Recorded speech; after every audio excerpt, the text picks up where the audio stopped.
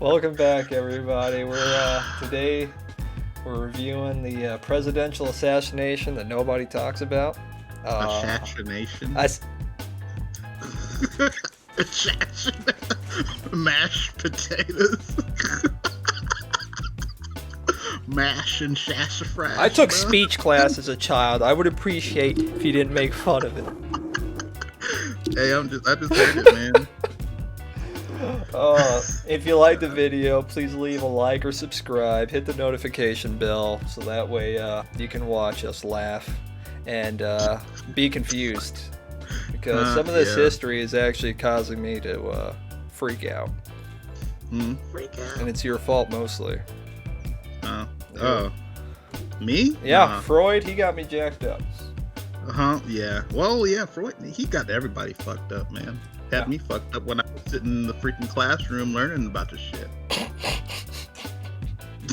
Anyway. Gosh dang. Here we go. Muted. What? After some technical difficulties, we are back. Hey.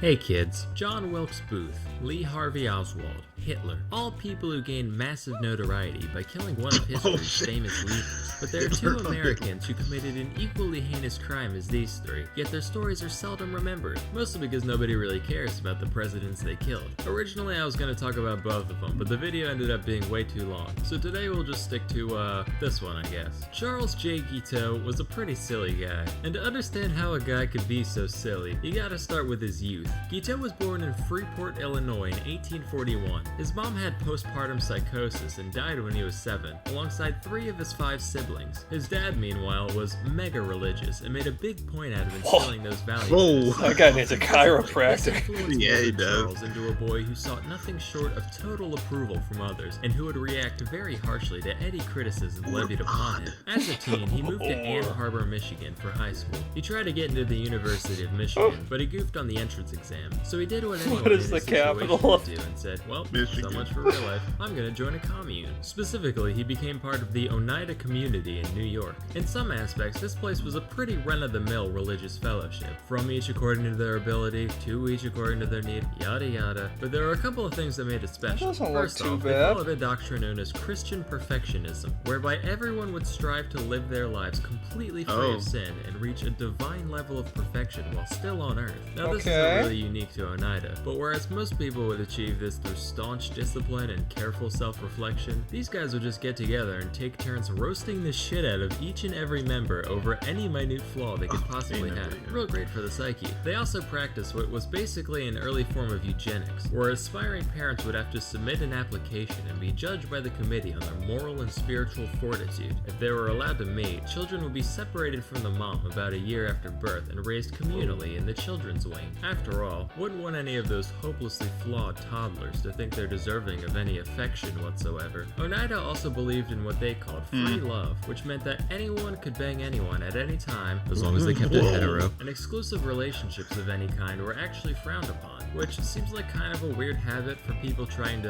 100% FC this whole Christianity thing, but whatever. But wait, you're saying, how can you have selective breeding at the same time as extremely unselective breeding? Aha, see, that's where male continence comes in. Under this rule, a pair could go at it for as long as they wanted, with the caveat that the dude's not allowed to nut, pull out or otherwise. That way, it's not a sin. After all, as the Bible says, if the dick don't spit, you must acquit. Paradoxically, no such rule existed for the women. In fact, Okay. not only did the commune believe in female orgasms, they actually prioritized them, which is like unheard of in the 19th century. They'd even have the middle-aged women of the society train the teen boys in the art of holding in the old pelvic sneeze. That way, there wouldn't be any chance of conception in case the guy goofs up his first few tries. So anyway, young Guiteau joins this whole thing, and endured countless blows to his massive yet fragile ego, thinking he's Peeped at and least gonna get flossed. a piece of this communal action. Except, the criticism towards him wasn't just a formality like it was for others. Everyone there genuinely fucking hated him, on account of the fact that he was a raving neurotic narcissist. He never caught a single piece of this allegedly free love, and after a while, they all started Dang. calling him Charles Get Out in the hopes that he'd leave. This is real. And after 5 long years of this Fuck. abuse, Guiteau finally got the hint and moved to New Jersey. He tried starting a newspaper themed around the Oneida Oneida religion Unloved called everywhere. the Daily Theocrat, except nobody cared, so that failed. He went back to Oneida and tried to sue the place in order to get back pay for all his voluntary unpaid labor while living there, but apparently I'm mad butthurt isn't a valid reason for prosecution, so that went nowhere. Finally he said, well, when your devotion to God has failed you, there's only one path in life left. Time to become a lawyer. He managed to pass an examination to gain admission to the Illinois bar, and subsequently joined a law firm in Chicago at the age of 27, where he met his soon-to-be wife, one Annie Bunn. Of course, Guiteau never really got to be a lawyer. He only argued in one actual court case. Most of his time was spent doing bill collection for random clients. This job gave him insight into how debtors think and operate, which allowed him to turn into quite the con man, dodging bills whenever and wherever he saw the opportunity. Even on the job, he'd frequently charge exorbitant contingency fees after the fact, upwards of 75%, and sometimes he'd just keep it all and completely ghost his clients. After all, what are they gonna do? Send another bill collector? Well, it turns out they did, so Guiteau and his wife fled to New York. Here he ditched law and started getting into politics. Specifically, he wrote and delivered a speech in favor of Horace Greeley, the 1872 Democratic presidential candidate, and he somehow got it in his head that if Greeley won, his campaign would be so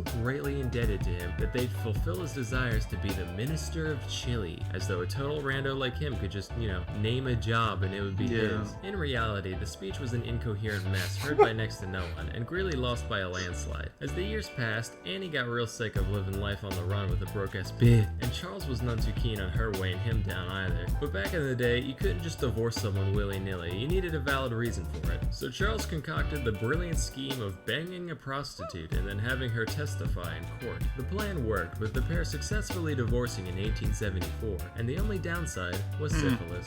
Whoops. Guiteau started dabbling in theology again around this time. He published a book called The Truth, which was almost entirely plagiarized directly from John Noyes, the founder of the Oneida community. But despite being a man of God, Guiteau was still very much a two-time varmint, and moved frequently in the dead of night to keep collectors off his tail. His brother caught wind of this and wrote him a letter basically saying, hey, maybe you should pay your bills now and then so you can be, a functioning member of society. To which Charles replied, and I quote, find $7 enclosed, stick it up your bunghole and wipe your nose on it, and that will remind you of the estimation in which you are held by Charles J. Guiteau. God damn, and to his own brother, the madman. Soon after he got arrested, bailed out by his sister, lived with her for a few months, attacked her with an axe, went to DC, rambled about religion to anyone who would listen, moved to Boston, got in a boat accident where everyone in his boat was fine, but everyone in the other one fucking died, took this as a sign from God, moved back to New York, and got back into politics in 1880, this time as a Republican. During this campaign, there were two main factions of Republicans, known as the Stalwarts and the Half-Breeds, which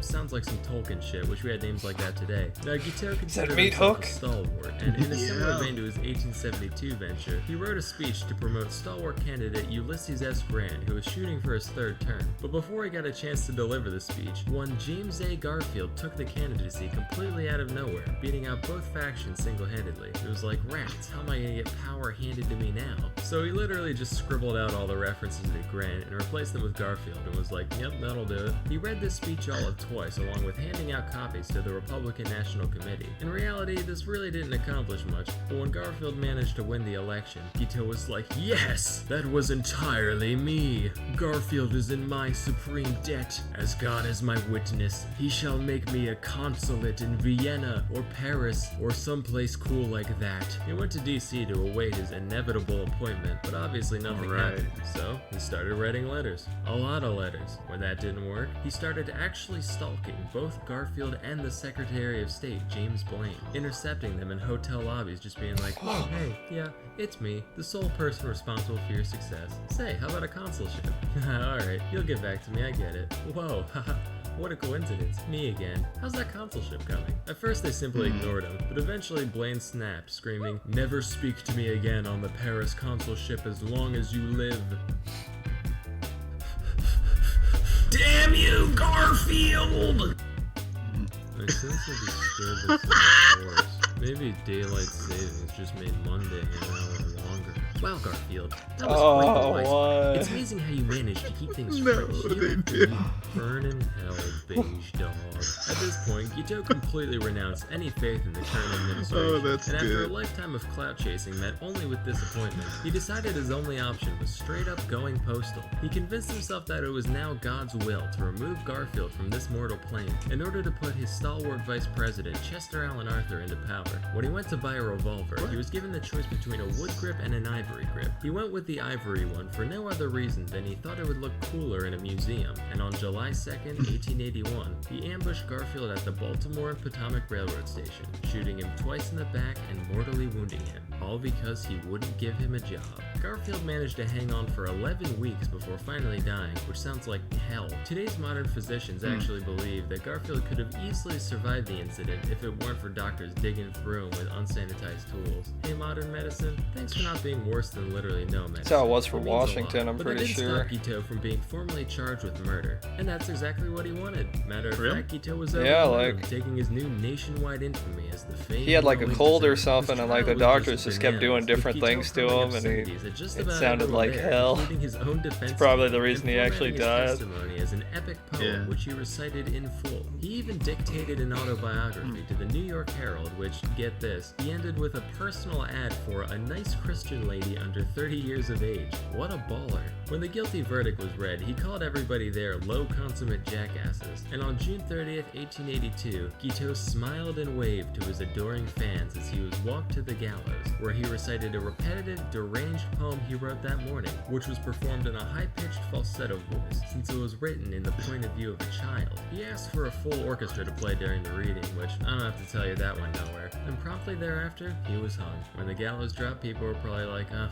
Jesus, it's finally over. I just came here for a nice little execution. They subject me to all that? I want my money back, frankly. So it just goes to show, you can't always get what you want, unless that thing is getting everyone to hate you. That's extraordinarily easy, but for everything else, you're gonna need a combination of hard work and know-how. While the former must ultimately come from within, there's plenty of resources out there for the latter. The best Plug. is a seldom talked about little startup called Skillshare. Sponsor time. Skillshare is an online learning community. There it is. No, that's Crazy, man. it's just like everybody that he met in life. I didn't like him either. Apparently, yeah. I didn't know. Well, besides Abraham Lincoln and Kennedy, and I think was it Nick? One was shot. Was it Nixon that was shot? Or Teddy Reagan? Roosevelt. One was shot. Jeez. Is I it? don't Is know. it Roosevelt? I forget. Look. I'm gonna feel bad if I named him wrong now. Yeah, I do feel bad. Yeah, Teddy Roosevelt. He Roosevelt was shot. on the way to a speech, and this guy shot him like in the chest, and then he went out to go give a speech anyways. Jeez. Yeah, I mean, I know there's been some, like those two, and that Roosevelt one. Those are the only ones that I thought were like either attempted, came close to, or happened. You know, so it's crazy. I didn't know that.